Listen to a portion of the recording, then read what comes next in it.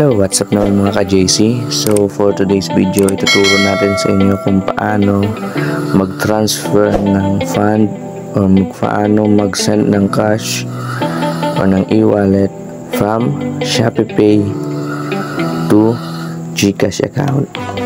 First, gawin lang po natin is open lang natin yung ShopeePay, may Shopee account. Yan, open lang po natin yung Shopee account, and then dito po meron dito kung magkano yung laman ng ating ShopeePay.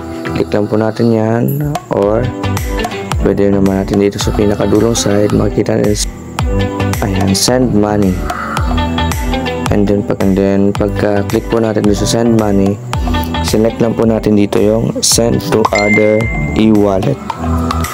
Ayan, click natin yung send to other e-wallets.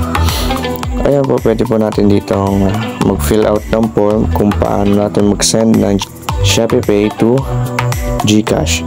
Dito po ilalagay lang natin kung ano yung name ng ating client or nung GCash account na ating pagpapasahan. Ilagay lang po natin name.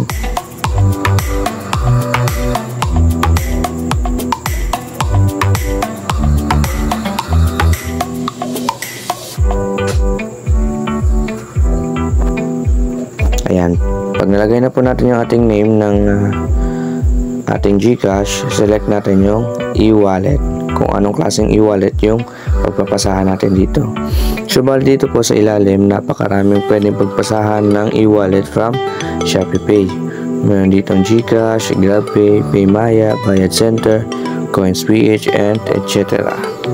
And dito, click natin itong GCash kasi yun yung tutorial natin ngayon.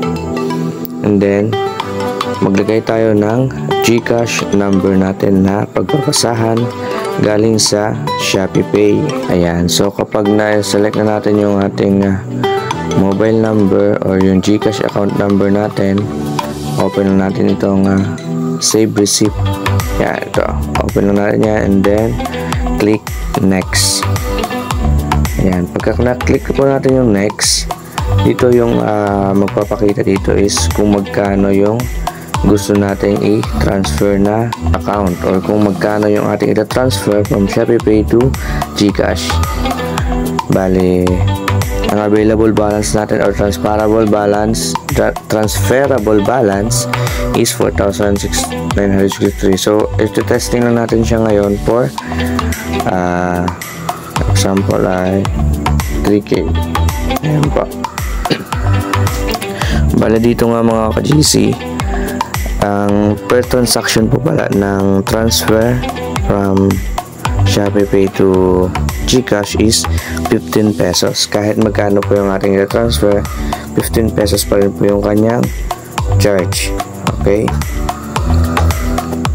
Ayan, and then dito po sa may purpose, dito po i-select nyo kung anong purpose ng pagpasa nyo ng pera. Ito naman po is optional lang, at choose nyo po kung maglalagay kayo ng purpose. And then click po natin itong next. Ayan, pagka-click po natin next, review lang po natin yung mga details, kung tama po talaga yung kanyang details or mali. So kapag may mali po, ulitin lang natin yung kanyang transfer or yung pag-fill out ng mga form. Kung tama naman po, select natin itong send money now. Ayan. So dito po, pwede kayong gumamit ng ShopeePay PIN, or pwede ng biometric, or kung halimbawa naka fingerprint yung inyong cellphone, pwede po yan. Then after po nun, ayan, successful na yung pag-send ng ating fund from ShopeePay to GCash. So check natin dito sa taas. Ayun, nakita natin sa taas is, nakikita natin dito is you have received money from ShopeePay. So successful na po yung ating pag-transfer ng ating GCash.